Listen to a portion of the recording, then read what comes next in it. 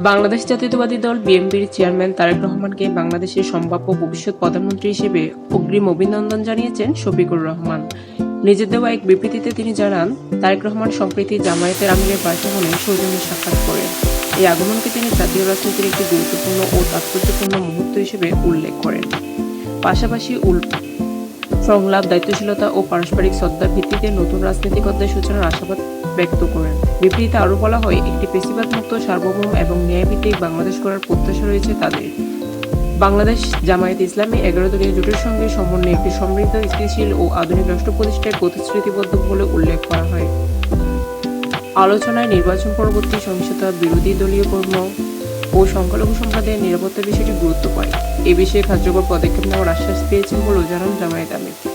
তিনি প্রত্যাশা ব্যক্ত করেন যে কোনো নাগরিক যেন রাজনৈতিক পরিচয়ের কারণে ভয়ভীতি বা নিরাপত্তাহীনতার শিকার না হয়। জাতীয় স্বার্থ সংশ্লিষ্টতার বিষয়ে নির্বাচিত সরকারকে পূর্ণ সহযোগিতার কথা বলা হয়েছে, তবে একটি আদর্শ বিরোধী দল হিসেবে সাংবিধানিক দায়িত্ব পালনে আপোষহীন থাকার অঙ্গীকার পূর্ণ ব্যক্ত করা হয়। জনকল্যাণমূলক উদ্যোগের সমর্থন এবং প্রয়োজনীয় জবাবদিহিতা নিশ্চিত করতে সোচ্চার থাকার কথাও উল্লেখ করা হয় বিবৃতিতে।